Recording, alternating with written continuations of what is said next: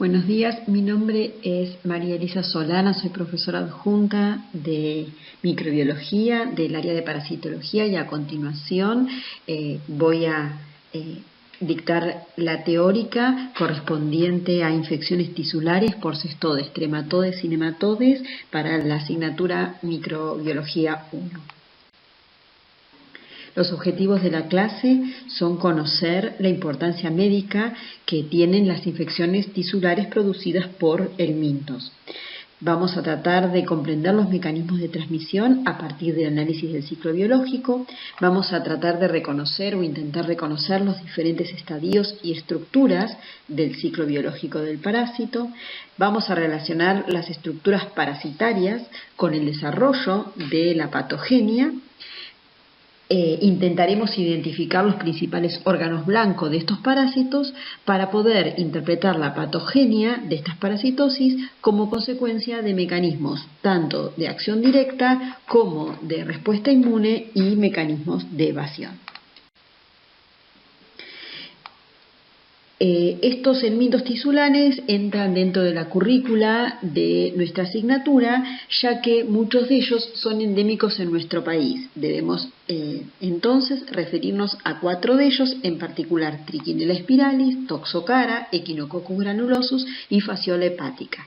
Algunos de ellos son endémicos en países fronterizos o de alta inmigración, como Taenia-Solium y Schistosoma manzoni. Y en particular, como su nombre lo indica, pueden parasitar tejidos o causar patología en diferentes órganos y tejidos como el músculo, el hígado, el ojo, el sistema nervioso central y el pulmón.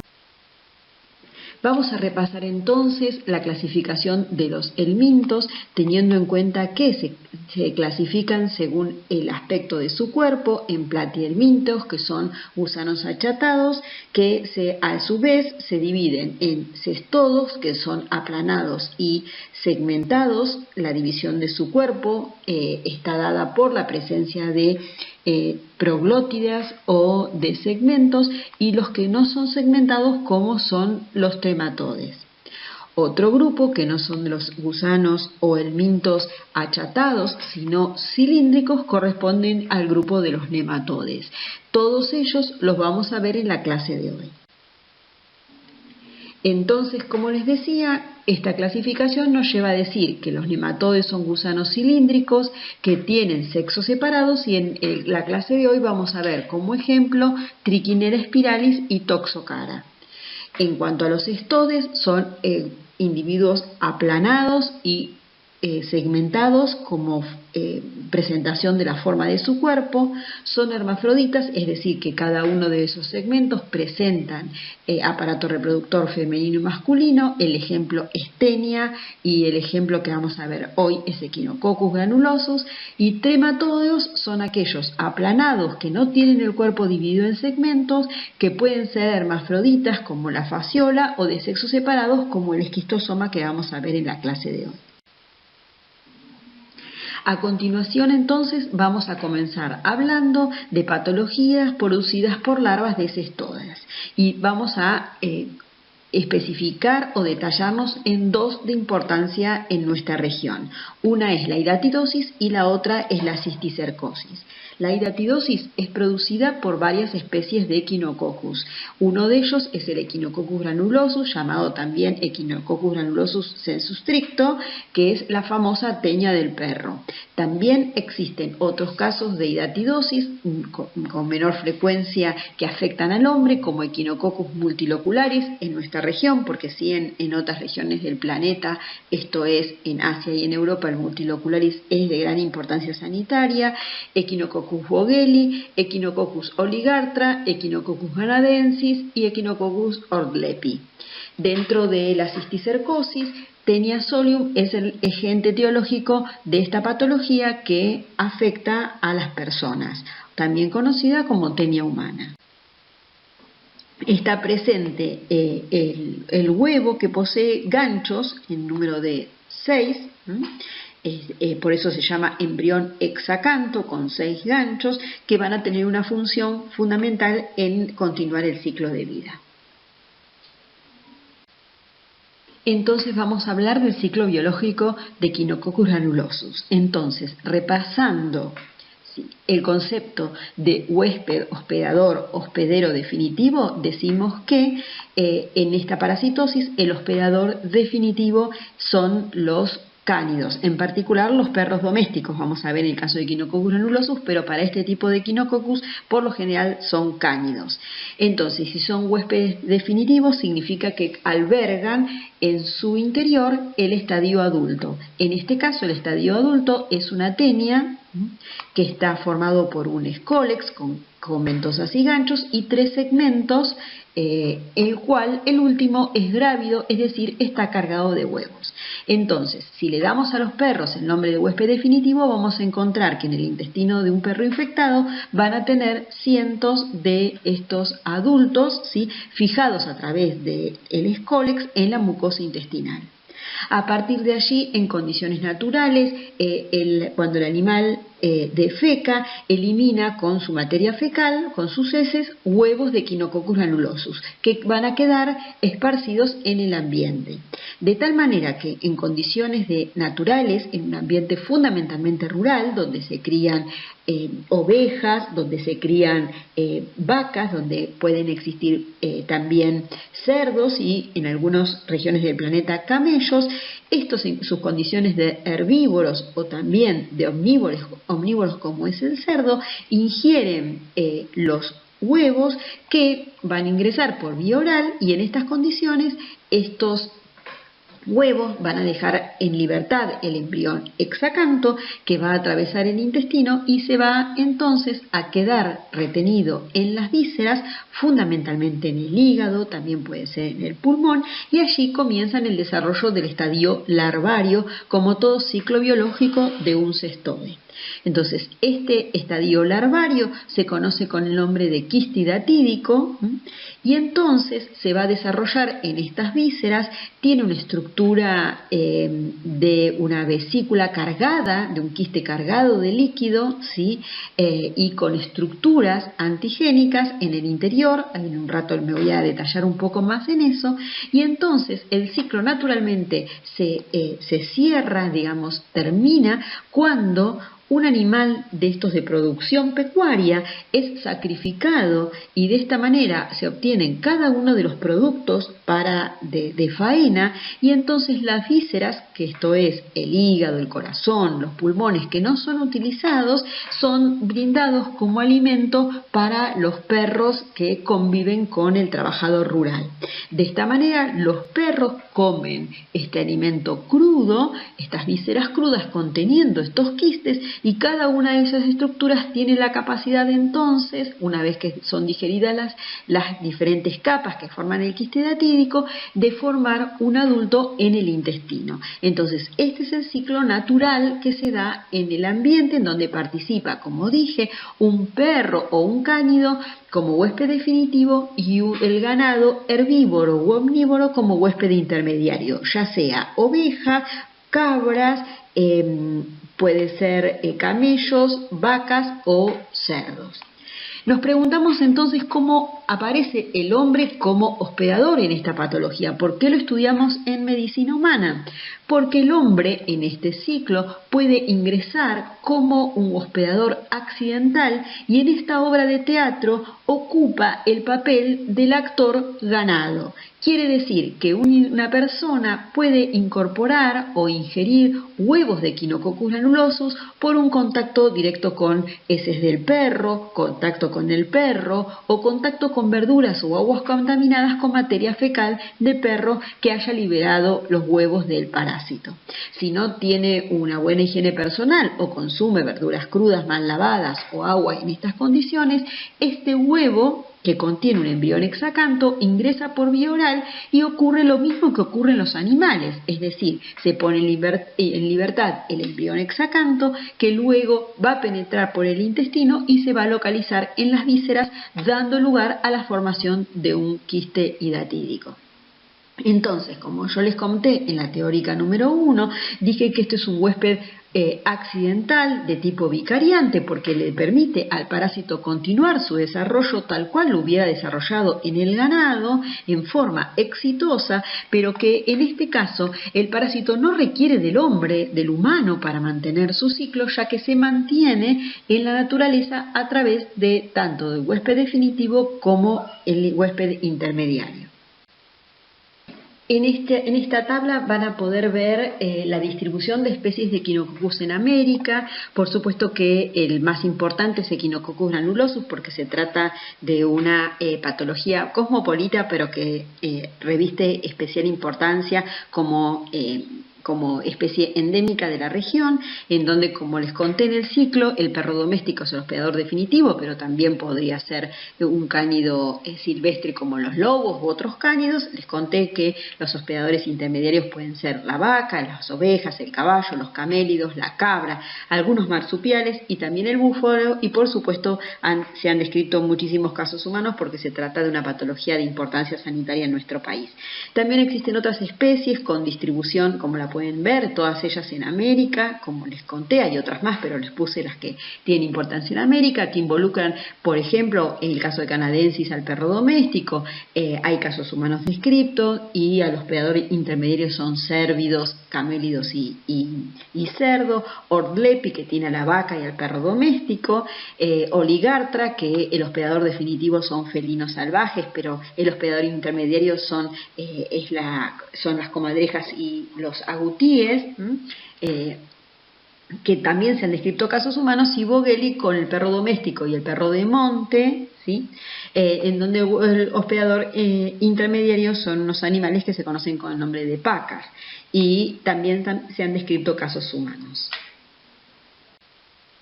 A partir de ahora me voy a referir exclusivamente a Echinococcus granulosus, que es el Echinococcus que reviste importancia sanitaria en nuestro país. Entonces acá les puedo mostrar cómo es el desarrollo del quiste hidatídico, es decir, el huevo que sale con la materia fecal del perro. Una vez que eclosiona en el estómago, se liberan sus capas o sus membranas y queda el embrión hexacanto, que con estos ganchos queda en libertad para comenzar, se transforma en este estadio que es una larva, se llama oncosfera, comienza a horadar el intestino y así puede llegar a la circulación, y por vía portal puede comenzar entonces por las venas mesentéricas, puede llegar entonces al hígado, en donde se localiza. A partir de allí, este embrión, esta larva oncosfera, comienza una serie de transformaciones en donde se inicia la llamada germinación, en donde se forman un complejo de capas muy especiales, con una de ellas es la capa germinativa que se ve en el interior. A partir de esta capa germinativa, que tiene una intensa actividad metabólica, se comienzan a formar las estructuras de la hidátide, que es el nombre que recibe entonces la larva de Echinococcus granulosus. Entonces ven en el interior que de esta larva, que es líquida, y por brotación se comienza a formar una capa de membrana germinativa, y cada una de esas estructuras que se llaman vesículas y protoescólices. Ahora se los voy a mostrar con mayor precisión. Entonces, esto es lo que se desarrolla en las vísceras del humano y también de los animales. Entonces, como les contaba, acá se puede ver que se forma esta membrana que se llama membrana germinativa, y a partir de esta membrana germinativa se forma por brotación las estructuras de la hidátide.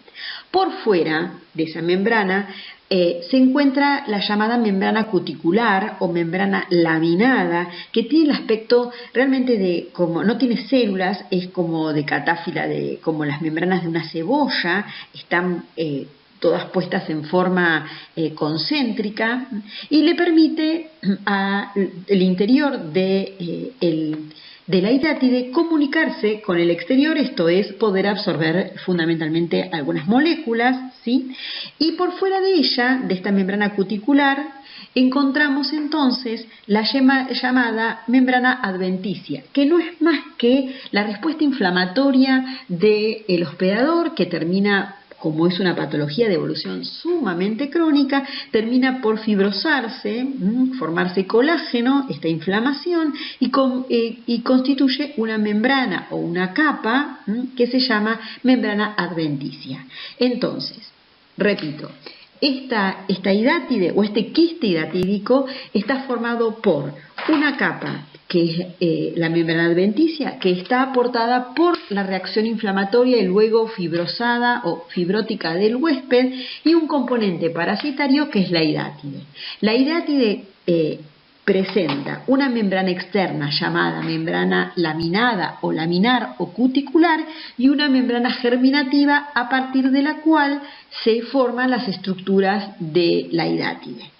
En el interior de la hidátide hay líquido y en el líquido flotando podemos encontrar varias estructuras. Una de ellas es la llamada vesícula prolígera, que no es más que, como dice acá, que una extensión que se encuentra anclada a la membrana germinal y que tiene la capacidad de formar los llamados protoescólices, que, como lo ven acá, son estructuras microscópicas que tienen una coronita de ganchos, todo en el interior de esta vesícula prolígera. Esta vesícula prolígera puede quedarse anclada a la membrana germinal o prolígera, o puede quedarse flotando o nadando en el interior de la hidátide. A veces se rompe y quedan flotando en el interior de la hidátide los protoescólices que vemos acá.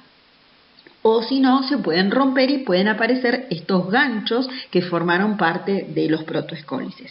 Cuando la hidátide o el quiste hidatídico es de larga data, se puede ver que en el interior de esta hidátide la llamada vesícula hija, que tiene absolutamente todos los componentes de la hidátide, es decir, membrana cuticular, que es la gris oscura, que vuelvo a decir carece de células, membrana germinal y adentro líquido con vesículas prolígeras y protoescólices. Entonces, esta vesícula, llamada vesícula hija porque es idéntica a la hidátide que le dio origen, es propia de quistes hidatídicos o de hidátides de larga data o viejos.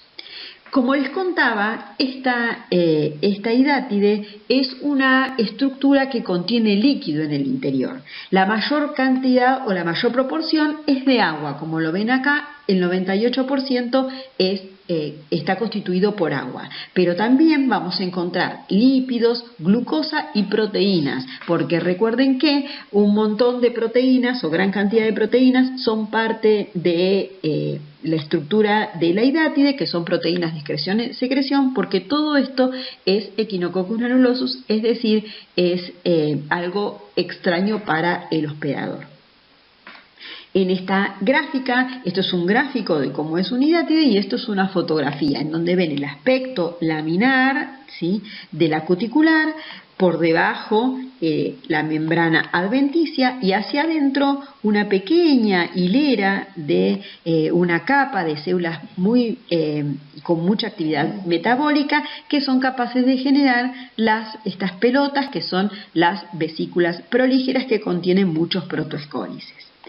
Todo esto macroscópicamente se conoce como arenilla hidatídica, es de todo lo que tiene el quiste hidatídico, porque anteriormente o previamente todos los quistes hidatídicos iban a cirugía, entonces se veía que el contenido que se lo volcaba en cualquier recipiente era no solo líquido sino también particulado. Entonces macroscópicamente se podía ver que había vesículas hijas en aquellos quistes que eran viejos, pero si ese líquido lo ponían debajo del microscopio podían encontrar escólices, ganchos sueltos y vesículas prolígeras. Todo eso constituye la llamada arenilla hidatídica.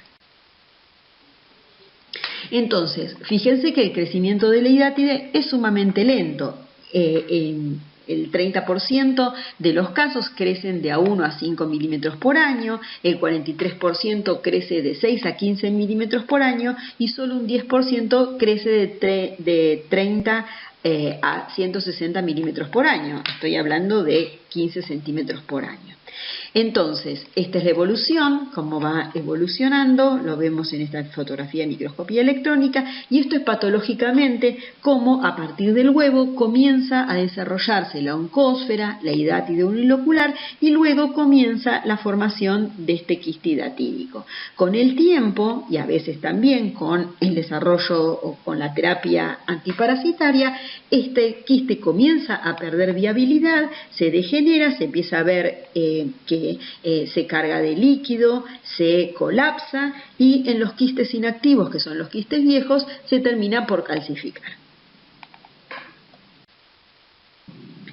¿Cuál es la localización del quiste hidatídico? Como ven, y las cifras lo muestran acá, el 67 al 89% de los casos, este quiste es de localización hepática, en donde se puede ver acá, ¿sí?, quistes en una tomografía de abdomen. Siempre el quiste es único, en una primoinfección. Lo que ocurre es que en situaciones particulares ese quiste se puede romper y entonces diseminar en forma contigua o a distancia el contenido de la hidátide y formar nuevos quistes hidatídicos.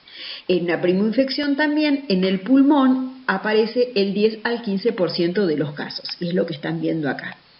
El resto de las localizaciones, que son vaso, riñón, en el peritoneo, en la piel, en los huesos, en el corazón, en el cerebro, en las gonadas, es minoritaria, ocupa el 10% de los casos, menos del 10% de los casos, y por lo general surgen o aparecen por rotura del quiste, por trauma del quiste primario. En este caso acá hay una leyenda que dice que en el hueso, como el quiste no tiene capacidad de crecer y de expandirse, no posee adventicia, no hay reacción, como recuerdan, reacción inflamatoria. Entonces solamente vamos a encontrar que el quiste tiene presentación cuticular y membrana prolígera o germinativa y todos los componentes internos. En esta fotografía se puede ver también la recesión de un quiste hidatídico en una cirugía. Bueno, entonces el 60% de los quistes son asintomáticos durante años o durante toda la vida de las personas, y la sintomatología que aparece va a depender, en primer lugar, del número de quistes, porque puede haber rotura espontánea y lo que se llama en esta patología siembra, o sea, aparecen en lugares a distancia o contiguos estructuras que generan nuevos quistes. También del tamaño, obviamente se imaginarán que el tamaño que puede alcanzar el tamaño de una naranja. ¿Cuál es el órgano afectado? Va a depender la sintomatología, cuál es la localización y si aparecen algún tipo de complicaciones. Entonces acá ven otra vez la resección en una cirugía. Acá ven cómo adquiere el vaso un tamaño, el quiste adquiere un aspecto muy especial porque se tiene que desarrollar en el vaso. Por eso estoy mostrando una foto de hidatidosis esplénica, y acá ven una hidatidosis cerebral, que son casos raros pero posibles. Bueno, entonces, ¿cuál es el mecanismo patogénico? Con el tamaño que les acabo de contar, que puede alcanzar de una naranja, nos imaginamos que si eso se encuentra en el medio del parénquima hepático, comprime las estructuras adyacentes, que lo lleva a la fibrosis alrededor del quiste. Por supuesto que esto va a dar obviamente las consecuencias clínicas relacionadas, que van a ser aún más complicadas si se ocupa la ocupación o la localización del quiste es en las vías biliares, produciendo una obstrucción biliar que conlleva a la ictericia, como presentación o como signo clínico, digamos, de que hay algo que está obstruyendo el hígado. Y por último, también puede ser que haya obstrucción, de acuerdo a su localización, de la vena hepática. Por lo tanto, el paciente va a tener hipertensión portal con todo lo que esto significa, con la gravedad que conlleva tener hipertensión portal y conducir a una cirrosis. Entonces, lo que queda claro es que lo más frecuente como acción mecánica patogénica del quiste hidatídico es la compresión de las estructuras que lo rodean, es decir, las estructuras adyacentes. Pero además de eso, que tiene su gravedad, como lo acabo de describir, existe la posibilidad de que el quiste pierda su integridad y que se rompa. Entonces, a partir de allí, este quiste puede producir la llamada hidatidosis secundaria, que no es más que la siembra de estructuras del quiste hidatídico y el desarrollo de nuevos quistes en localizaciones distantes o adyacentes. Entonces, además, tenemos la consecuencia de que es desconocida a dónde se va a diseminar estas estructuras, puede tener cualquier localización, como les mencioné anteriormente, o puede romperse el peritoneo, dando lugar a una ruptura intraperitoneal con la gravedad que esto conlleva. Pero no solamente es un tema desde el infectológico, en el cual el quiste se disemina y puede originar nuevos quistes, sino que además existe una patogenia secundaria a una respuesta inmunológica. ¿Por qué menciono esto? Porque mientras el quiste está íntegro y posee pequeñas efracciones, ¿sí?, o pequeñas, como si fuera una bombita de carnaval, pequeñas pinchaduras por el cual va saliendo el contenido del quiste hidatídico, que no es más que líquido. Pero ese líquido yo les conté que era sumamente antigénico. Entonces, pequeñas efracciones o pequeñas filtraciones de ese quiste conducen a la salida de líquido o de líquido hidatídico, y ese líquido hidatídico es sumamente antigénico, y por su composición se forman fundamentalmente, además de anticuerpos de naturaleza o de isotipo IgE, que, como sabes, presentan receptores de alta afinidad en los mastocitos, ¿sí? Entonces, durante el curso de la infección existe producción constante de anticuerpos, fundamentalmente anticuerpos IgG, que servirán en todo caso para el diagnóstico, pero también inmunoglobulina E, y esa inmunoglobulina E queda anclada en los mastocitos o células cebadas. ¿Qué pasa si se rompe un quiste hidatídico como que acabo de mencionar?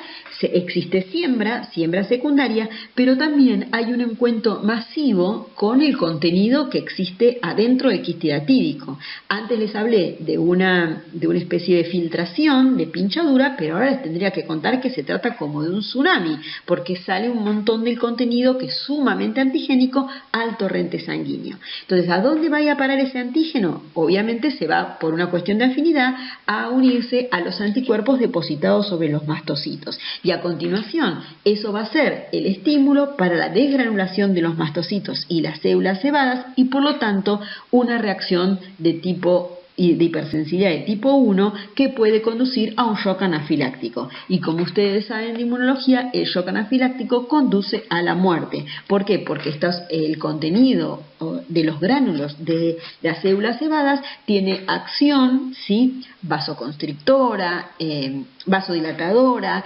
tiene capacidad para comprimir los músculos, ¿sí?, tienen actividad sobre los vasos y por tanto puede conducir a la muerte del paciente.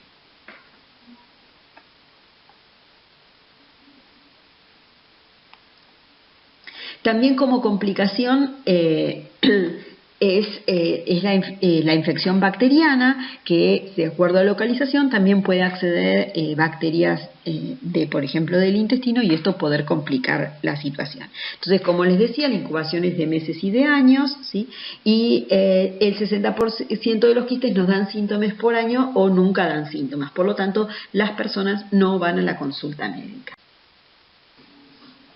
En esto que ven acá es la respuesta inmune que está regulada por la hidátide, en donde vemos que se producen, para las oncoferas son capaces de producir una respuesta inmune, pero esta respuesta inmune le servirá para que una vez que un individuo esté infectado, inhiba o controle o neutraliza la siguiente infección, porque sería de esperar que una persona que está en un ambiente en donde hay transmisión de Echinococcus granulosus pueda volver a infectarse. Entonces nos preguntamos ¿por qué no hay nuevos quistes y hay un solo quiste único, a no ser que este se rompa? Porque existe una respuesta protectora que frena o neutraliza la llegada de nuevas oncoferas.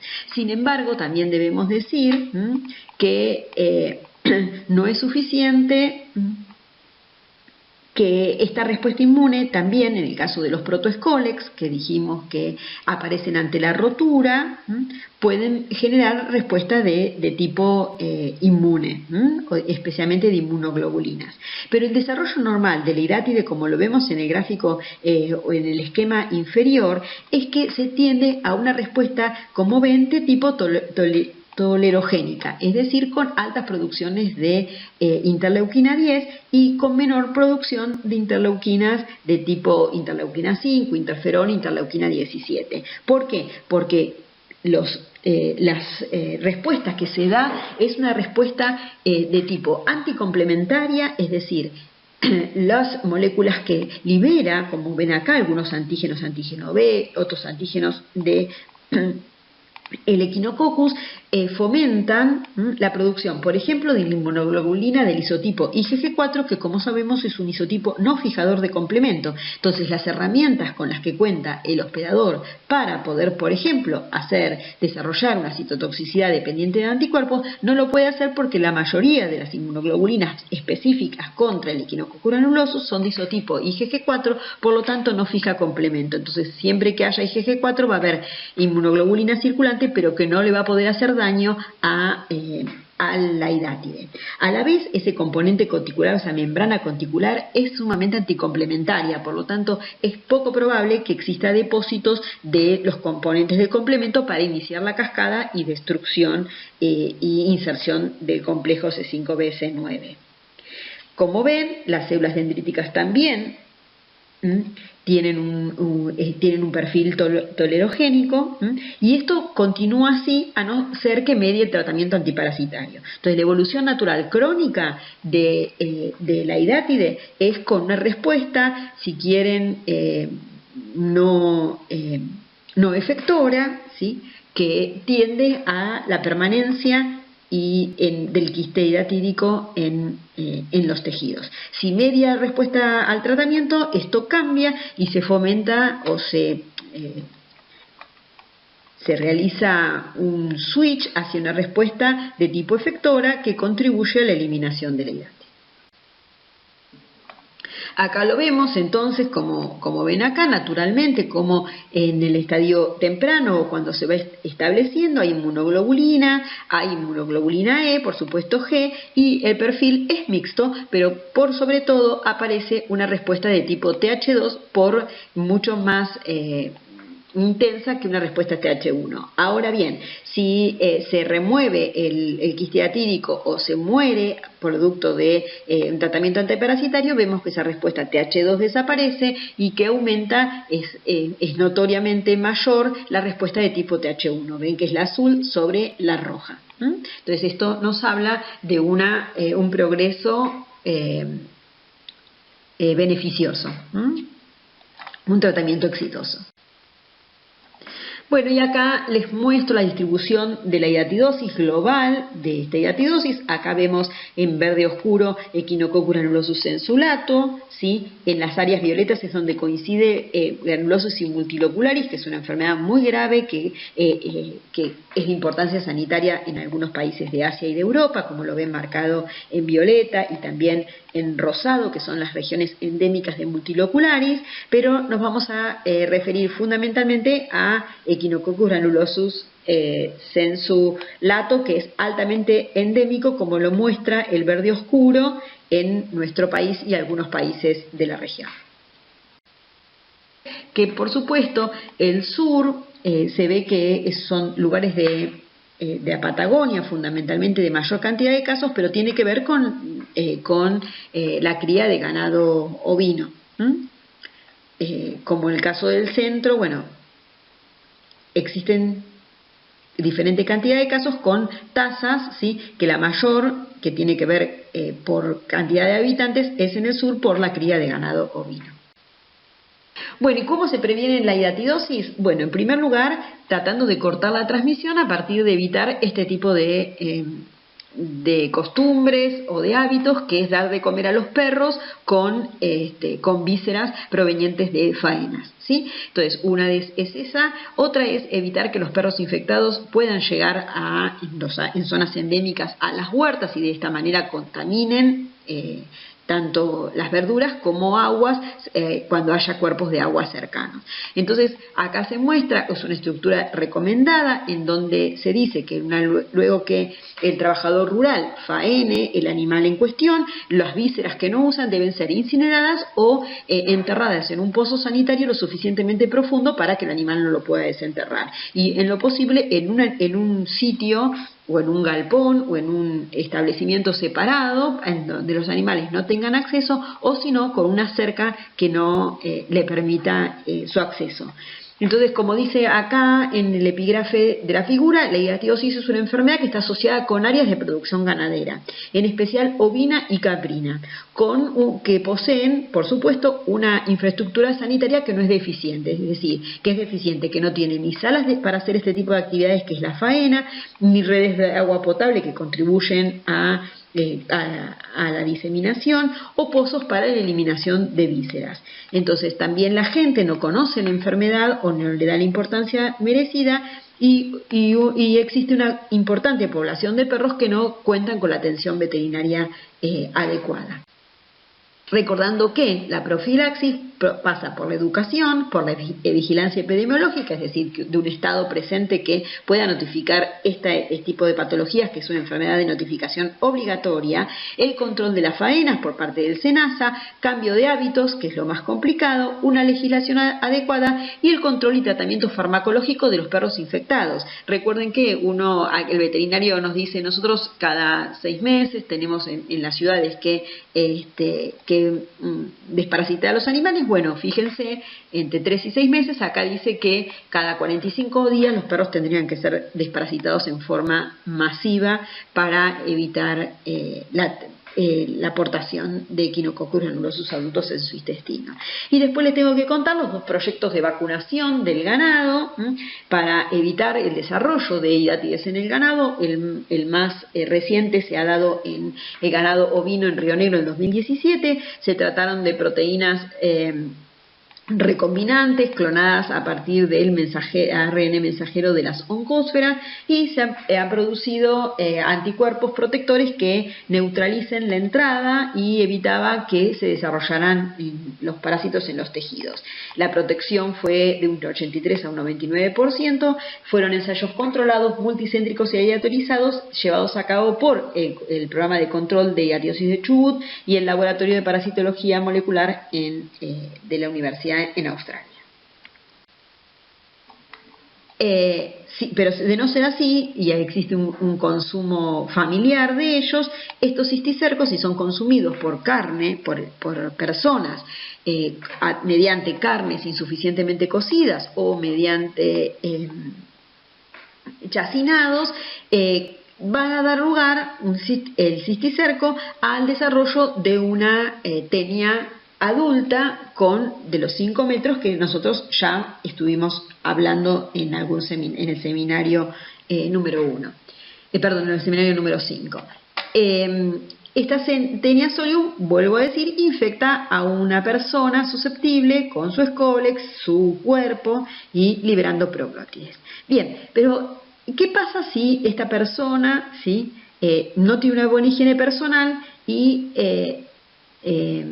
realiza el llamado ciclo ano-mano-boca, es decir, incorpora huevos de Taenia solium a partir por vía oral, ya sea por una mala higiene personal o por consumo de aguas o verduras contaminadas con huevos de Taenia solium? Bien, si la persona incorpora o ingresa o consume alimentos conteniendo huevos de Taenia solium, es de esperar que lo que desarrolle es el siguiente estadio ontogénico, que no es más ni menos que las larvas. Entonces, en esta situación, el humano desarrolla larvas. ¿Cómo se llaman las larvas de Taenia? Cisticercos. Entonces, la patología humana, producto de la localización de larvas en los tejidos de las personas, se llama entonces cisticercosis. Entonces, fíjense qué diferente es de la patología teniosis. El parásito es el mismo, Taenia solium. El mecanismo de infección es diferente. La teniosis se produce por consumo de carnes contaminadas, ¿sí?, infectadas con cisticercos, y la cisticercosis se produce por consumo de agua, verduras o mala higiene personal de huevos de Taenia solium. ¿Estamos? ¿Por qué es importante esta patología? Porque estas larvas o cisticercos en el hombre se ubican en diferentes tejidos, pero hay uno que le da a esta patología una gravedad extrema, que es el sistema nervioso central, a tal punto que esta patología se conoce con el nombre de neurocisticercosis, es decir, la cisticercosis con localización en el sistema nervioso central. Acá les muestro en este gráfico la distribución global de Taenia solium. Entonces, si hay Taenia solium en las personas, hay riesgo de desarrollo de cisticercosis. Entonces vemos que hay países que son sumamente endémicos en nuestra región, en África, en Asia, ¿sí?, también en el sudeste asiático, en América Central y en América del Sur. Otros que se sospechan que son endémicos, y en países como el nuestro que son casos de importados, que hay individuos con casos importados. Bueno, ¿cuál es la estructura del cisticerco? A diferencia del Echinococcus granulosus, pueden ser múltiples. Son vesículas que tienen un escólex invaginado, el escólex de la Taenia, invaginado de la Taenia solium, en su interior. Este es el llamado cisticerco de tipo vesicular. Acá lo vemos, estas son las paredes de la vesícula, y acá vemos el escólex en el interior. Es un corte transversal, son grandes, por lo tanto en un solo campo no lo vamos a ver, son grandes, se ven a simple vista los cisticercos, ¿sí?, y se puede ver el interior. Esto forma parte del escólex. Acá se ven las ventositas del escólex, y estos son partes de la circulación para nutrir al escólex. Pero el cisticerco de Taenia solium también tiene una forma, que es una forma media aberrante, les diría, porque carece de escólex invaginado, solo posee membranas. Se llama cisticerco racemoso, tiene brotaciones de esas membranas, como lo pueden ver acá, estos como globos que le salen, y tiene la particularidad, solamente tiene membranas y canalículos, de dar reacciones inflamatorias más intensas. Por lo tanto, la patología más grave suele relacionarse con la presencia de cisticercos de tipo racemosos, ¿sí? Es más frecuente que este tipo de cisticercos racemosos se ubiquen en las cisternas basales del sistema nervioso central. Bueno, entonces, ¿cuál es la localización de los cisticercos en las personas? En el 60 o el 90% de los casos en el sistema nervioso central, dando lugar a la neurocisticercosis. También se pueden ubicar en el tejido celular subcutáneo, sin embargo, esto no reviste la clínica que reviste la localización anterior. En el músculo, acá lo vemos, un nódulo donde está el cisticerco subcutáneo, el músculo esquelético también, dando reacción inflamatoria y miositis, en el corazón, y un porcentaje bajo en la cámara anterior del ojo, como lo pueden ver con esta flecha roja. Esta es una localización menos frecuente, pero con una gravedad, porque se imaginan que el individuo infectado pierde absolutamente la agudeza visual. Bueno, ahí vemos cómo a partir de la llegada de la oncósfera, que recuerdan que estaba dentro del huevo que consumieron las personas, se produce una licuefacción interna y se forma una invaginación, y a partir de allí un escólex, y se forma el cisticerco, como lo ven acá, ¿sí?, en esta localización. Acá lo ven, múltiples cisticercos, estos agujeritos que ven, el punto blanco es el escólex invaginado. Esto es como se lo ve macroscópicamente, y esto microscópicamente. Ahí está el cisticerco que les mostré antes, y ven estos dos redondeles violetas, son las ventosas. Y tendría que pueden haber ganchos porque tenía solium. Esto es una resonancia magnética nuclear del cerebro de una persona infectada. Todos estos agujeros, como con saca bocado, son cisticercos, múltiples infecciones con diferentes localizaciones. Bueno, como les contaba, el cisticerco en el sistema nervioso puede tener diferentes localizaciones. Una puede ser el parénquima cerebral. Cuando se ocupa o se localiza en el parénquima, ejerce un efecto de masa ocupante, comprimiendo las estructuras adyacentes. Entonces, es frecuente que un paciente que tiene cisticercos en el parénquima tenga convulsiones, y va a depender por supuesto del tipo y del número, pero puede tener convulsiones. Otra localización no es el parénquima, sino en cavidades ventriculocisternales y en el espacio subaracnoideo. Entonces, en este caso, lo que hace el cisticerco es impedir el flujo normal del líquido cefalorraquídeo. Entonces, produce una obstrucción mecánica y el paciente puede tener hidrocefalia e hipertensión endocraniana, ¿sí? Entonces, es probable que refiera también intensas cefaleas. Por supuesto que además de las convulsiones pueden tener también signos de foco, de acuerdo a la localización del cisticerco en diferentes áreas del parénquima.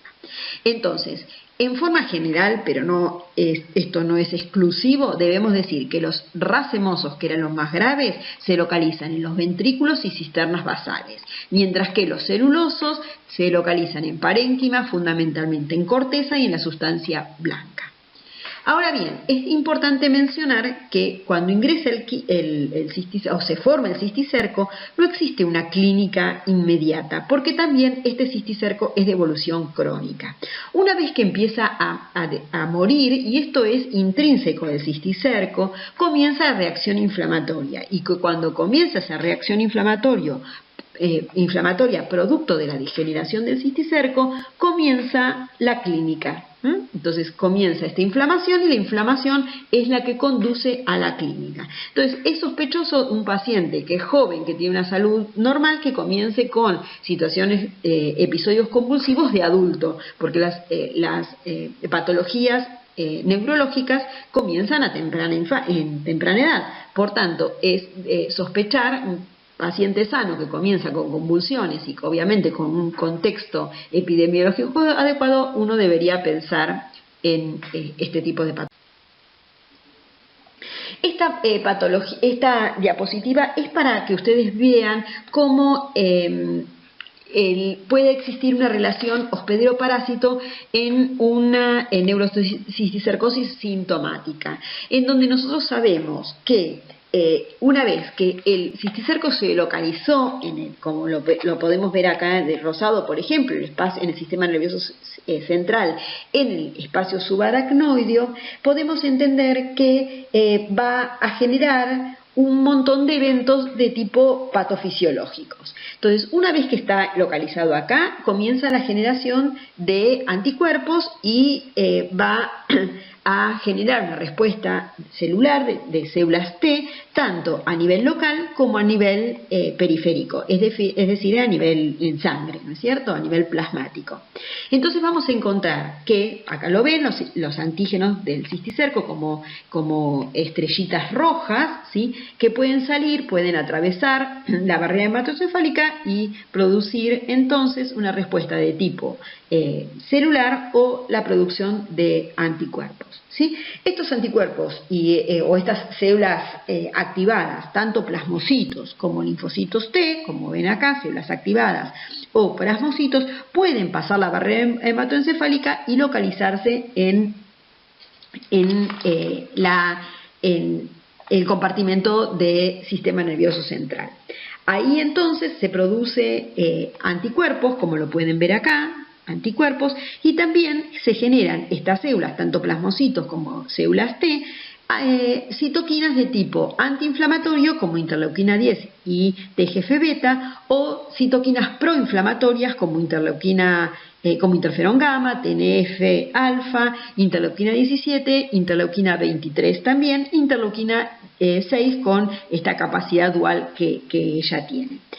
Esta situación hace que también los componentes del sistema, esto es la microglía, se encuentre activada y exista proliferación de los astrocitos que conducen fundamentalmente ahora sí a la producción de interleuquina 6, que va a tener un impacto directo sobre la fisiología de las gonadas. Entonces se ha comprobado que pacientes infectados lo que hacen es tener una menor, en el caso de los varones, una menor producción de testosteronas y de estrógenos, ¿sí? Y también en el caso de las mujeres de estrógenos y de progesterona, lo que conduce a una disminución de la dihidroepiandrosterona y de la androstenodiona. Entonces, este es un claro ejemplo de cómo una infección produce una alteración en un microambiente muy particular, que es el inmunológico, y cómo se relaciona con la fisiología, tanto nerviosa como endocrina. En esta patología, como lo ven también acá, se pueden producir respuesta reguladora a partir de la producción de linfocitos T de tipo reguladores, como se lo ve acá, en donde son los productores de citoquinas antiinflamatorias. Mientras haya regulación, la cronicidad está asegurada.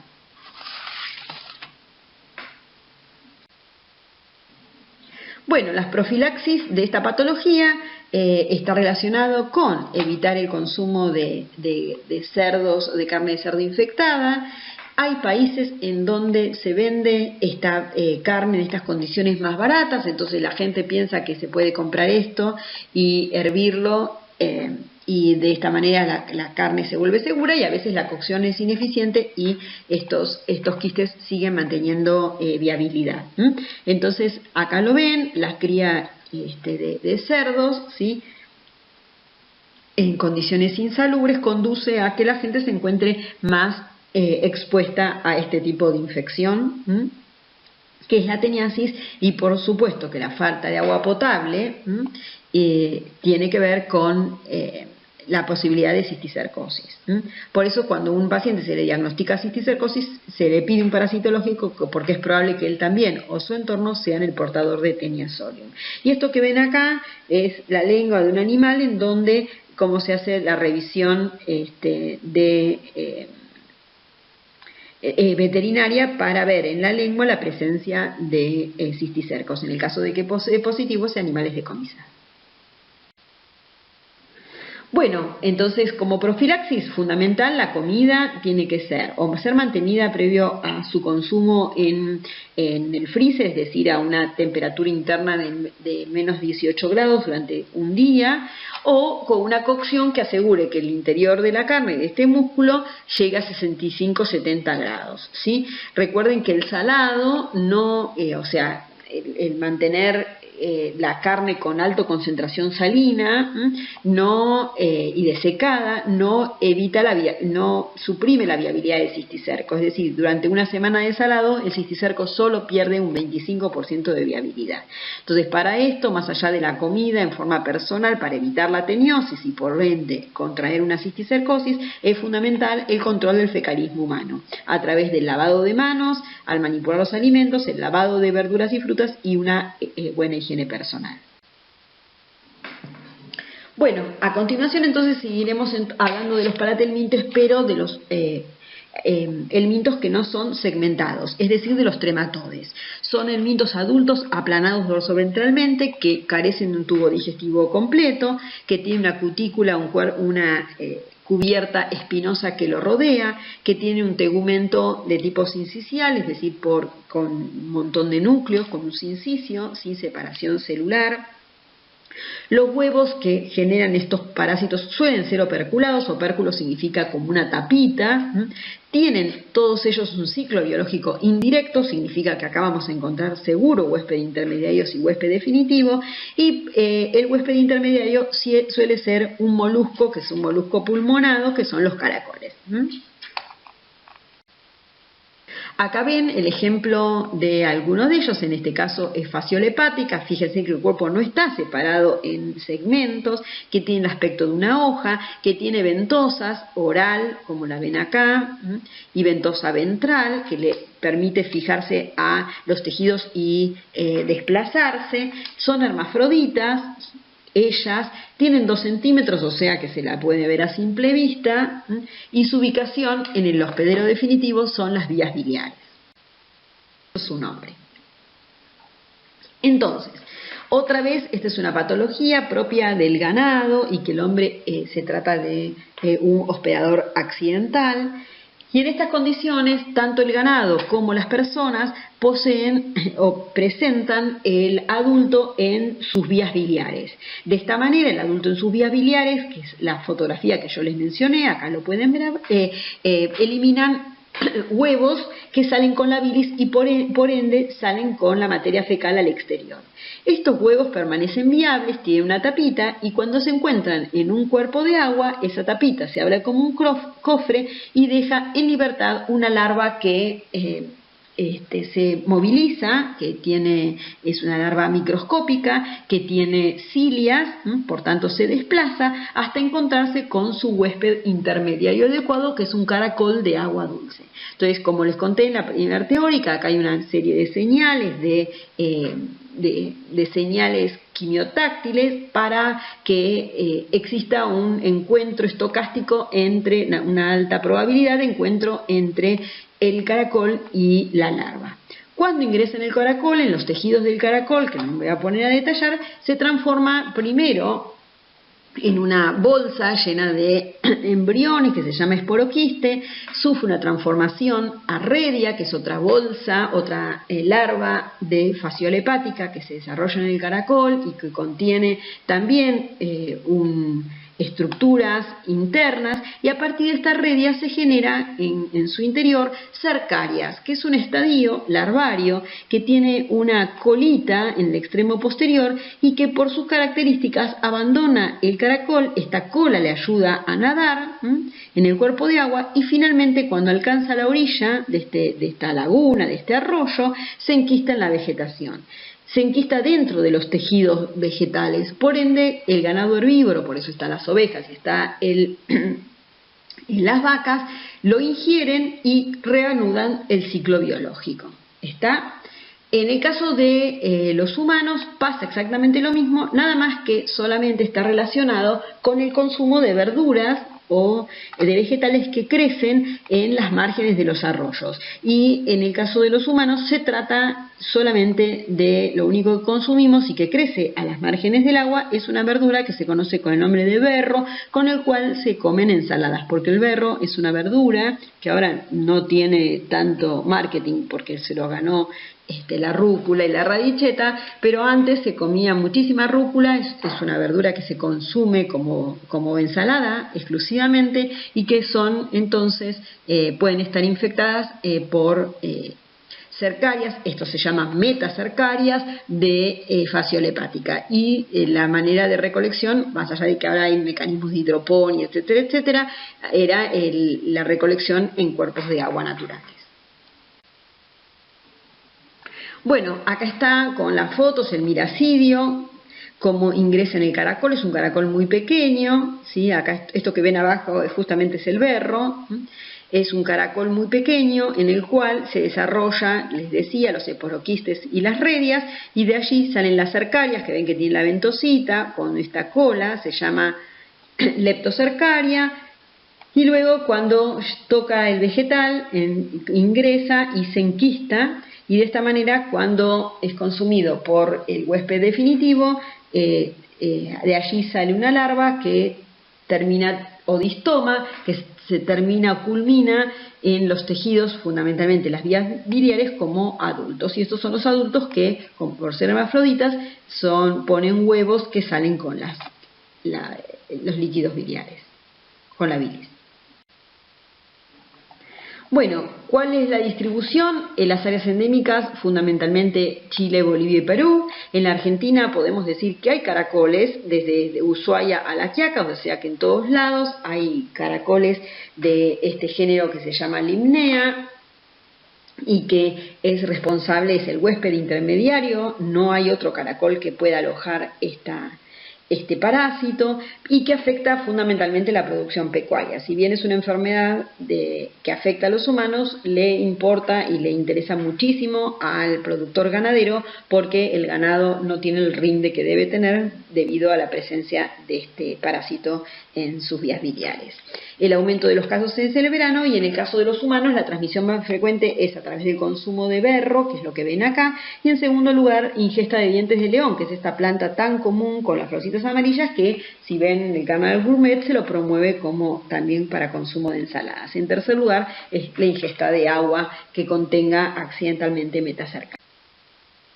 Bueno, entonces acá vemos el ciclo de fasciola hepática, y vamos a relatar los mecanismos patogénicos, teniendo en cuenta que lo primero que acontece es que una vez que ingresa la metacercaria, esta se desenquista en el duodeno, atraviesa la pared intestinal y por vía peritoneal es capaz de alcanzar la cápsula de Gleason, es decir, por estas ventosas que le permiten su traslado, llega a la cápsula de Gleason, es decir, el recubrimiento hepático, y a partir de allí atraviesan el parénquima hepático hasta localizar un ducto, es decir, una vía biliar, y allí es donde se diferencia a estadio adulto. Entonces, esa larva, que se llama distoma, produce una acción irritativa, lesiona el parénquima, porque estos parásitos producen un alto nivel de proteasas para poder, más allá de trasladarse con la ventosa, para ir pudiendo digerir los tejidos, destruir los tejidos y poder localizarse en su sitio definitivo, que son las vías biliares. Entonces, el distoma joven, es decir, la larva, produce la lesión del parénquima hepático a partir de una acción irritativa y de la secreción de proteasas, pero una vez que se localiza en los canalículos biliares, tiene la capacidad de sintetizar gran cantidad de prolina, lo que fomenta por parte de los tejidos la síntesis de colágenos de tipo 1 y tipo 3. Entonces se produce una intensa fibrosis, una hiperplasia de las vías biliares, como lo pueden ver, todo este recubrimiento de color lila alrededor de este distoma. Esto que ven acá es un ducto biliar que contiene un corte transversal de un adulto de fasciola hepática, y vean la intensa reacción fibrótica que tiene la vía biliar. Esto produce obstrucción y por ende la patología biliar asociada, con fenómenos de colestasis, etc. Bueno, nos toca entonces hablar, teniendo en cuenta esta enfermedad, que seguramente la fasciolosis hay más de lo que conocemos, es una parasitosis muy subregistrada, pero que debemos tener en cuenta porque la epidemiología puede ser frecuente en nuestro país. Nos toca hablar de esquistosoma manzoni. En la Argentina no existe casos de esquistosomiasis, pero sí constituye una enfermedad de importancia en salud pública en países limítrofes como puede ser Brasil. Esquistosoma manzoni también es un trematode, pero a diferencia de fasciola, posee dimorfismo sexual, es decir, por un lado hay machos y por el otro lado hay hembras. Y esto que ven acá es un macho con las dos ventosas y tiene como una hendidura en su región ventral, porque se llama esta hendidura se llama canal ginecofórico, y es donde aloja a la hembra para copularla. Entonces, recuerdo, esquistosoma manzoni, a diferencia de fasciola, tiene estadios adultos, tienen dimorfismo sexual. El macho, lo ven acá, aloja a la hembra en el canal ginecofórico. Y la localización de los adultos, macho y hembra, es en las vénulas mesentéricas inferiores. Bueno, acá les muestro la distribución de las tres especies de esquistosoma de importancia médica. Se llaman manzoni, como les decía, que tienen localización en las venas mesentéricas, al igual que japonicum. En cambio, hematobium tiene localización en venas vesicales. Hematobium tiene localización o produce localización en venas de la vejiga. Bueno, el número de personas con riesgo de infectarse en el mundo es de 700 millones y puede dar una patología muy grave. Esta patología, a diferencia de la fasciolosis, se transmite de manera percutánea, es decir, que el parásito ingresa por la piel. En esta diapositiva se puede ver el ciclo biológico de Schistosoma manzoni. Debemos recordar que Schistosoma manzoni es un parásito que se encuentra tanto machos como hembras, porque es un parásito dimórfico, en las venas mesentéricas. A partir de la copulación, la hembra abandona el macho, que se encontraba ubicada en el canal ginecofórico, y se dirige hacia el intestino a depositar los huevos. Estos huevos tienen un impacto sobre la respuesta inmune, de tal manera que se fomentan o se promueven eventos angiogénicos y otros cambios en el microambiente intestinal que favorecerían la salida del huevo a la luz intestinal. Esto ocurre en, diríamos, el 20 al 50% de los huevos depositados por la hembra.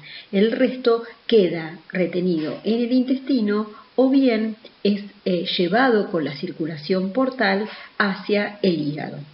En el caso de los que salen por el intestino, son vehiculizados al exterior con la materia fecal, y en el caso que encuentren un cuerpo de agua, van a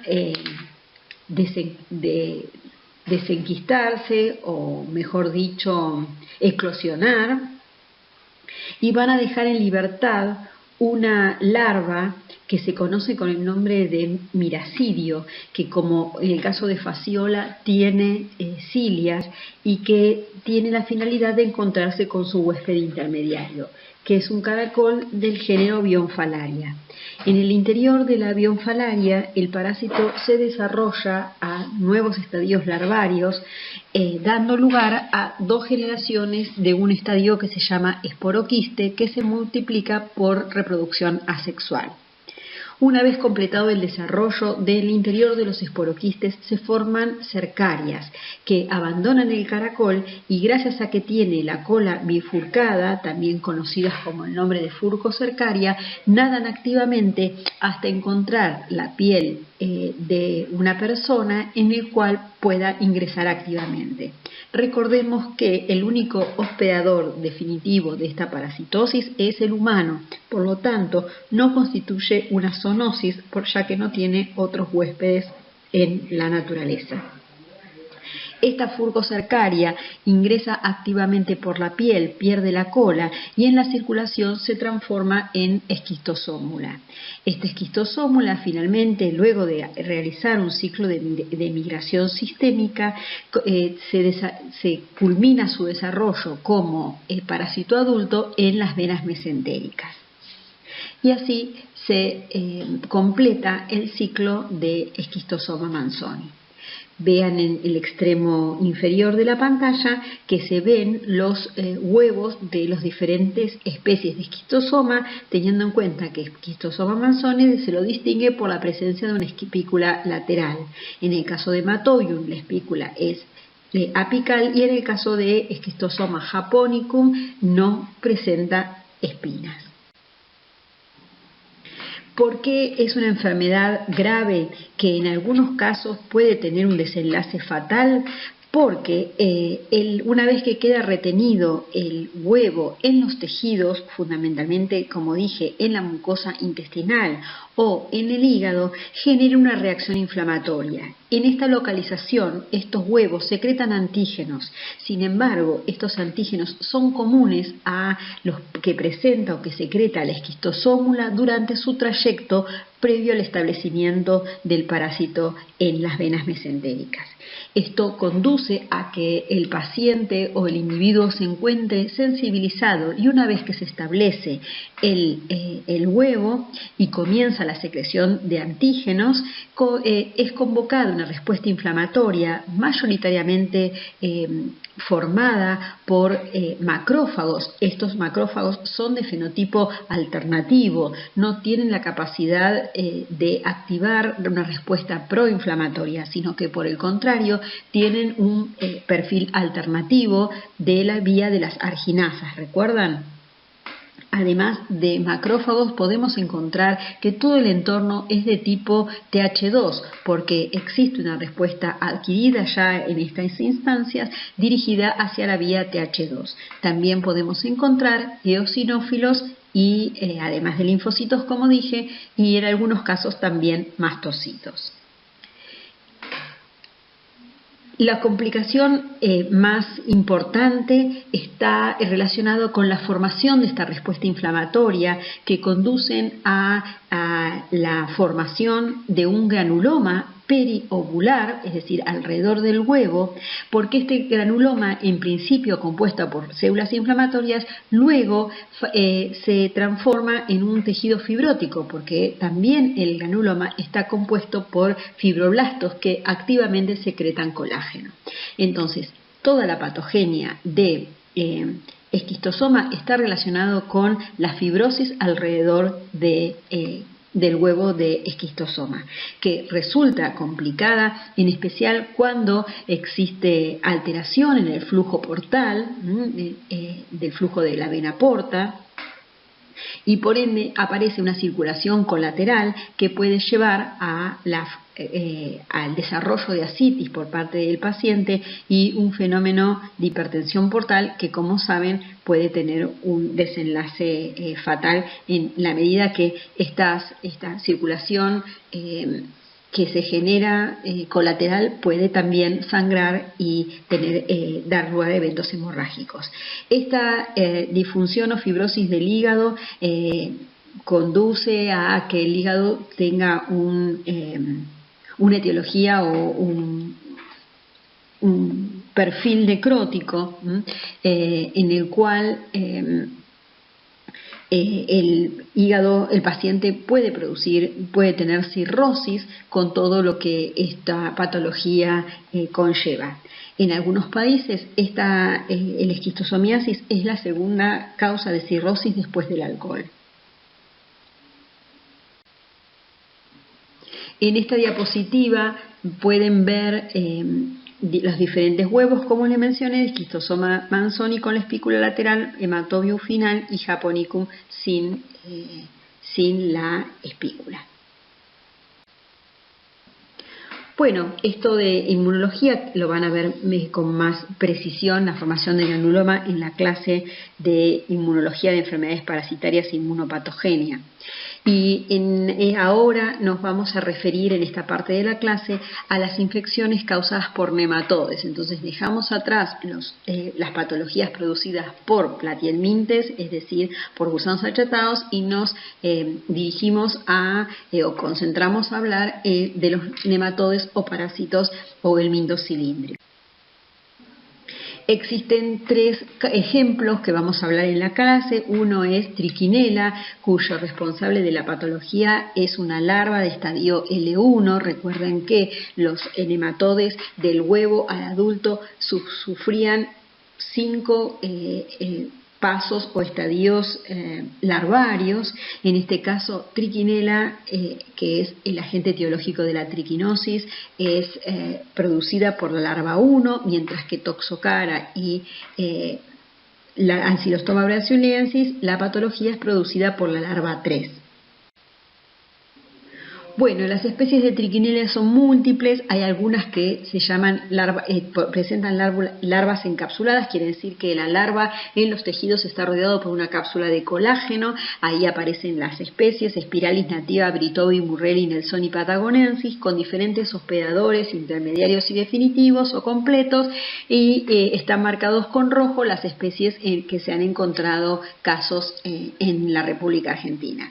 No encapsuladas corresponden a Trichinella pseudospiralis, Papue y Zimbabuensis, con otra localización. Este ejemplo, en este mapa, ven que la República Argentina hay tanto Trichinella spiralis como patagonensis, que es la verde.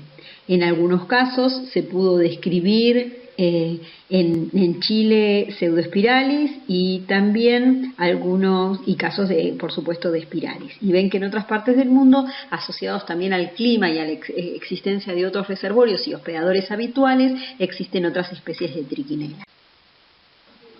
Bueno, también es una parasitosis de importancia sanitaria. En los últimos años aparecen como periodos de epidemia, si bien es una endemia en nuestro país, en donde la mayoría de los casos están circunscritos a lugares de producción agropecuaria. En estos casos que muestro en 2018 fueron 310 casos, 75 correspondían a la provincia de Buenos Aires, otros 225 a la provincia de Córdoba, en particular a la ciudad de Canals, 4 en Santa Fe y 6.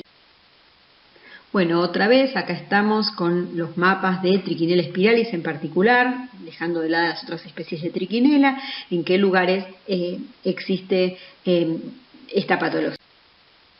Bueno, ¿cómo es el ciclo de Trichinella spiralis? Bueno, el ciclo de Trichinella spiralis se da habitualmente entre los roedores. Este parásito se aloja en los tejidos de los roedores, ¿sí? Y se lo transmiten entre ellos mismos a través de, primero porque son caníbales, ellos pueden se pueden comer entre ellos y especialmente a los individuos que estén debilitados o enfermos se comen entre ellos o a partir de comerse animales muertos. Pero quien tiene una relación fundamental con el humano es el cerdo, que con sus características omnívoras se puede alimentar también de animales muertos, de roedores muertos y de esta manera adquirir la infección. Esta infección en el cerdo se localiza en los músculos esqueléticos. Entonces vemos que en la naturaleza el ciclo está enteramente relacionado con la producción de cerdos y también con la presencia de roedores en ambientes donde se produce la crianza de esos cerdos. Entonces estamos hablando de un escenario epidemiológico muy particular. ¿Cómo se engancha el humano en este ciclo? A través del consumo de carne de cerdo, como mal cocida o lo que es más habitual en forma de embutidos, que como saben los embutidos que son los chacinados, las longanizas, salames u otros fiambres no sufren cocción, sino que son carne o músculo del animal estacionado durante un tiempo y muy condimentado. En esas circunstancias ingresa el músculo del animal que contiene Trichinella spiralis, en particular el estadio infectante, que es la larva 1, es decir, el primer estadio larvario. Esa larva, una vez que pasa la barrera gástrica y es digerida, cada uno de los tejidos y también de la cápsula de colágeno que la rodea, queda en libertad e ingresa en la mucosa intestinal. Allí sufre los 5 cambios para generar o diferenciarse a estadios adultos, tanto machos como hembras. Recuerden que los nematodes sí son dimórficos y son de sexos separados. La hembra es fecundada por el macho y en estas condiciones no pone huevos, sino que los huevos quedan dentro del útero y salen larvas, ¿sí? Por su poro genital salen larvas recién nacidas. Estas larvas recién nacidas, que son depositadas en la mucosa intestinal, alcanzan la circulación y de esta manera migran hasta encontrar su célula huésped gracias a la interacción específica con receptores de la fibra del miocito, de la fibra muscular, y allí comienza dentro de la fibra muscular en forma intracelular su desarrollo.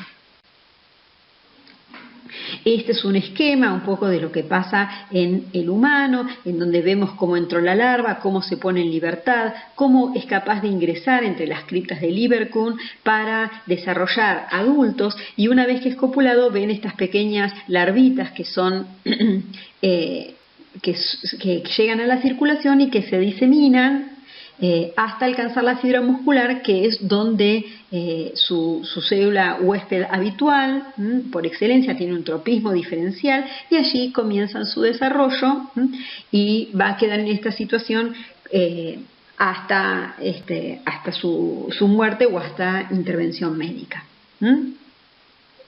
Recordemos que esto en los roedores pasa y continúa el ciclo cuando un cerdo u otra rata se alimenta de musculatura infectada y continúa el ciclo, ¿sí? No se establece en el sistema nervioso ni en el corazón. Puede haber complicaciones, pero no están relacionados con la presencia de la larva, sino más bien a la respuesta inflamatoria inmunitaria que puede hacer efectos sobre estos órganos. Bueno, entonces, ¿cómo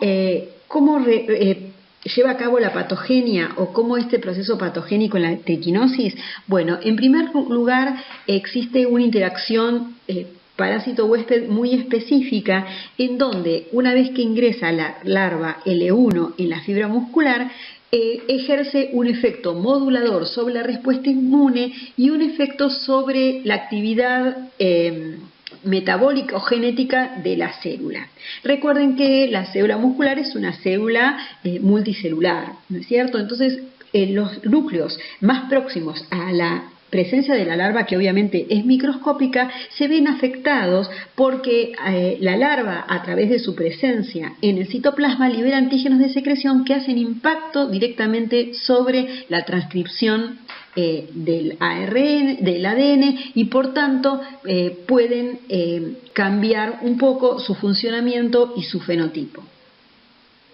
De esto se encargan unas proteínas glicosiladas que tienen un azúcar que es particular, que es propio de la triquinela, que se llama tibelosa. Ahí aparecen un montón de antígenos que algunos de ellos generan una respuesta inmune protectora, es decir, desencadenan respuesta humoral que es protectora, otros tienen acción diagnóstica y otros producen la activación de mastocitos en el intestino,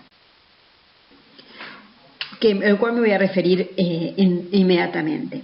Entonces, la triquinela produce una modificación en las células enteroepiteliales, ya que son organismos grandes, de un porte importante, por lo tanto, su espacio es más que una célula epitelial, por tanto, provoca alteraciones llevando a la transformación o a la formación de un silicio en el epitelio intestinal. Entonces, lo primero que hace es invadir la mucosa intestinal, se diferencia a los siguientes estadios larvarios 2, 3, 4 y 5 y luego a adultos. En esa situación ya el epitelio se halla ciertamente alterado y se forma un sincicio enteroepitelial.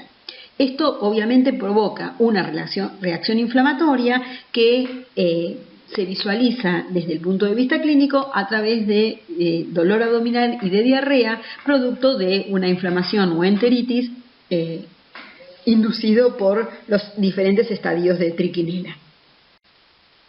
Pero la triquinela no permanece, especialmente en los adultos, en forma crónica en el intestino, porque estos antígenos que libera la triquinela tienen impacto directo, ¿sí?, sobre los mastocitos. No requiere de la presencia de la inmunoglobulina E, como yo había contado para el caso de la hidatidosis, sino que tienen acción directa sobre el mastocito, produciendo entonces la activación de la vía TH2, y por tanto la activación de estos mastocitos que liberan sus gránulos o sus mediadores proinflamatorios que llevan a la enteropatía o que tienen blanco directamente sobre el intestino y más profundamente sobre la musculatura, generando aumento del peristatismo y la eliminación intestinal del parásito.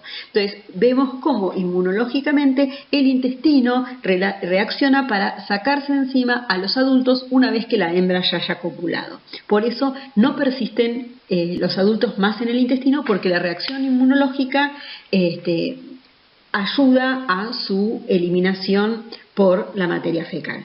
Todos estos cambios inflamatorios en el intestino conducen a un daño en el intestino y por tanto a una enteropatía. Pero lo que más caracteriza a los individuos infectados con triquinosis sin duda corresponde a la migración parenteral y a la localización muscular de la triquinela. Es probable que si uno hace una anamnesis adecuada de ellos van a referir a algún episodio diarreico o de enteritis previo a la instalación de los síntomas que voy a mencionar. Entonces, a medida que van migrando por la sangre, estas larvas además van cambiando sus antígenos, va cambiando su cutícula, es decir, la cubierta que los recubre todo su cuerpo, y además eliminan antígenos de excreción y secreción.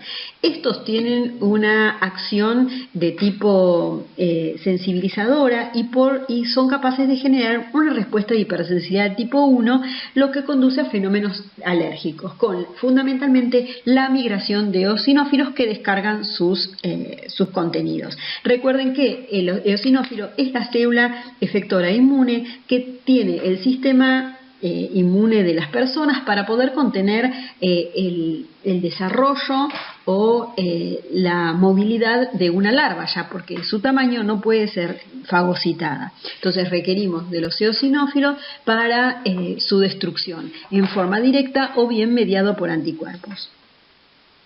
Esto conduce, el aumento de eosinófilos, al llamado síndrome hipereosinofílico, que conduce a la formación, al desarrollo de trombosis en los microcapilares. Durante esta migración, además de los eosinófilos, que es la característica distintiva, se liberan gran cantidad de pirógenos, entre ellos TNF-alfa e interleuquina 6. Entonces, estos pacientes en esta fase van a tener fiebre, edema, producto de la liberación de péptidos vasoactivos por parte de las células inflamatorias, fundamentalmente mastocitos. Entonces, estos pacientes tienen edema, como lo pueden ver, en los dos ojos, bipalpebral y bilateral. Pueden tener hemorragias subunguales y también inyección conjuntival o conjuntivitis. Todo esto está asociado a la presencia de eosinófilos, es decir, que si uno le hace un hemograma a estos pacientes va a encontrar que la serie de eosinófilos está francamente aumentada. Bueno, luego de esta fase de migración, la triquinela comienza la invasión en la fibra muscular a través de reconocimiento de receptores específicos, como lo vemos ahí, rompen el sarcolema, que es la membrana plasmática de la fibra muscular, y comienza su penetración. Que ingresa a la penetración, como les dije, secreta antígenos de excreción-secreción que regulan la expresión y la actividad de la fibra muscular.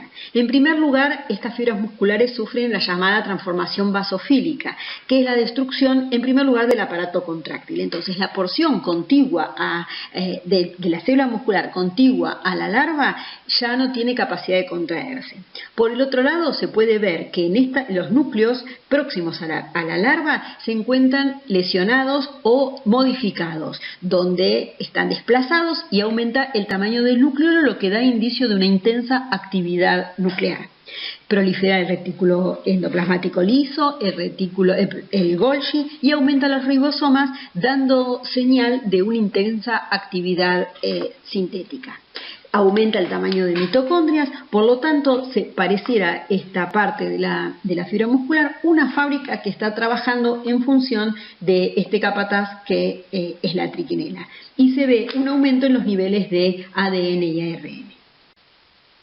¿Para qué?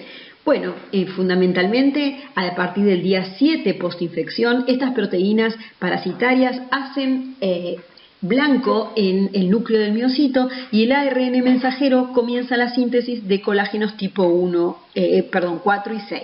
Estos colágenos van a formar la llamada cápsula, que está compuesta por colágeno, laminina, proteoglicanos y fibronectina. Entonces, en este paso, la triquinela está tratando de buscar un habitáculo, una casa en donde va a persistir hasta la posibilidad de encontrarse con un futuro huésped. Todo parece como muy adaptado a la triquinela, consiguió su casa, pero ahora necesita conseguir alimento y sacar sus productos de excreción. En tiempos de confinamiento o de aislamiento como estamos sufriendo, esto gráficamente está retratado o fotografiado en nuestros días. Entonces, ¿qué es lo que hace la triquinela para asegurarse el alimento? Necesita que le lleguen a través de la circulación sanguínea nutrientes para su metabolismo. Estamos hablando de un helminto. Entonces, a partir del día 8 postinfección se produce un evento hipóxico inicial que conduce, es la señal para que los genes que codifican para este factor de crecimiento, fundamentalmente del endotelio vascular, empiece su síntesis y se produzca los fenómenos de angiogénesis, es decir, la formación de sinusoides sanguíneos que le va a permitir a la triquinela en esta situación tener un mayor intercambio de anabolitos, de catabolitos y proteínas de excreción-secreción. Entonces, hasta ahora la triquinela modificó a sus expensas la porción de fibra muscular más cercana a su localización, teniendo un lugar de abrigo, un alojamiento, y ahora se consiguió a través de la modulación de la angiogénesis la llegada de nutrientes y la eliminación de sus residuos. En la diapositiva entonces resumimos los eventos. En primer lugar, la pérdida de proteínas musculares. En segundo lugar, la división nuclear activa y la hipertrofia de la célula muscular. En tercer lugar, el daño mitocondrial y la vacuolización y la síntesis de colágeno tipo 4 y 6. Por último, la síntesis de mensajero del factor de crecimiento de endotelio vascular, su síntesis, y por el otro lado empieza a secretar la tibelosa o antígenos tibelosados que conducen a la respuesta inflamatoria. Naturalmente, entonces, la larva, ahora que está encapsulada, sufre procesos de calcificación pasado meses o años. Entonces, si bien lo vamos a ver en micro 2, ahora que la larva está en esta localización y libera antígenos de excreción situado en esta localización, que es una localización de transformación que le damos el nombre de célula nodriza, toda esta unidad anatomofisiológica que les acabo de mencionar se conoce con el nombre de célula nodriza o célula NERS. Haciendo alusión a la nurse de enfermera de los niños recién nacidos. Lo que quiero remarcar es que en esta localización la triquinela libera antígenos de excreción-secreción y es convocada a respuesta inflamatoria. Entonces, con esta consecuencia de alrededor de la larva de triquinela, la localización de células inflamatorias conduce al dolor que sufren estos pacientes, llamados mialgias, por consecuencia o a consecuencia de la miositis o inflamación que se generan en estos músculos por acción directa de la larva de triquinela. Como lo pueden ver, pueden llegar al hígado, al sistema nervioso, y con una localización que es bastante frecuente como hallazgo es la localización ocular. Entonces se puede dar en estos individuos, en niños que empiezan a perder agudeza visual, y existe siempre el antecedente de convivencia con animales domésticos, obviamente que no tienen digamos que no tienen un plan de sanidad adecuado. Bueno, entonces para remarcar o resaltar el elemento infectante, ese huevo larvado, para el caso de las personas, ¿sí? En particular para el caso de los humanos. En cada una de estas localizaciones pueden quedar retenidos en el tejido hepático, como dije, en el ojo, y genera una respuesta inflamatoria. Allí hay como un cuerpo extraño que el sistema inmune registra como algo que no tendría por qué estar ahí, y se genera una especie de granuloma, cuerpo extraño, y tiene consecuencias patológicas de acuerdo a su localización.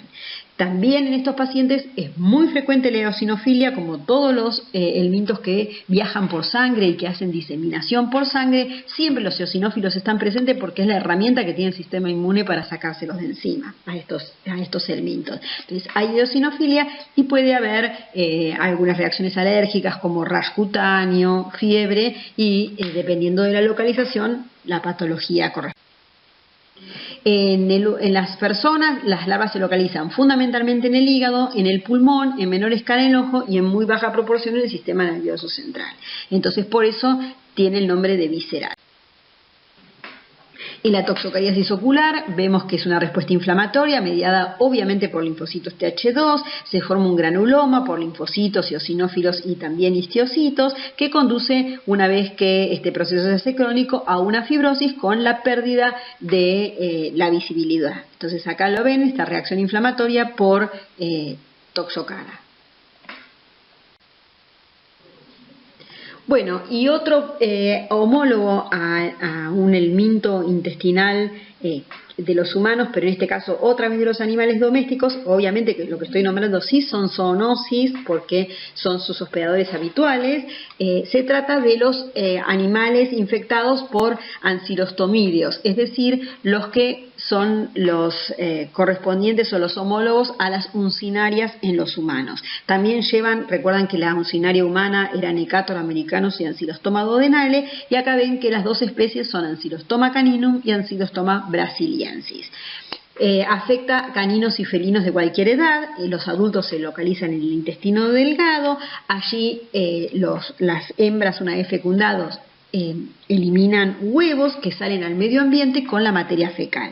Como las uncinarias, esos huevos en el ambiente se transforman en larvas rhabditoides, requieren un ambiente adecuado para desarrollarse. Esas larvas rhabditoides recuerdan que se alimentaban de materia orgánica en descomposición en el ambiente, y finalmente estas larvas rhabditoides se transforman en filariformes, que es el estadio infectante. De esta manera, estas larvas filariformes vuelven a ingresar a través de la piel de los animales. Recuerden que es una larva que ingresa por vía percutánea y vuelve a dar el ciclo de luz y previo a la localización intestinal.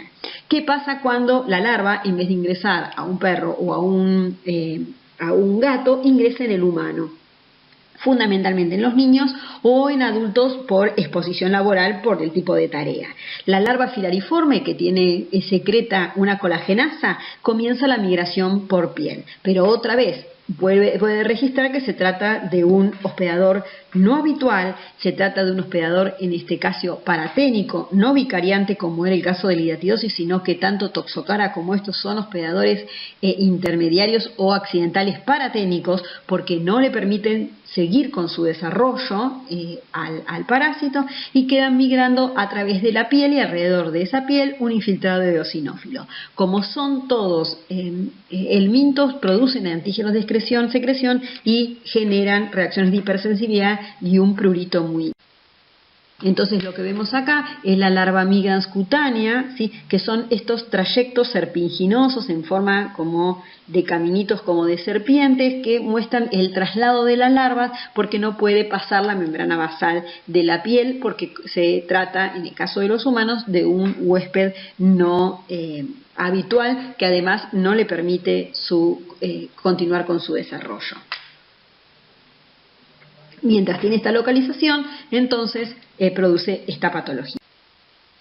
Entonces, en modo de resumen y conclusiones, hay muchos platelmintos y nematodes que tienen la capacidad para invadir y producir lesiones en tejidos sólidos o en las vísceras.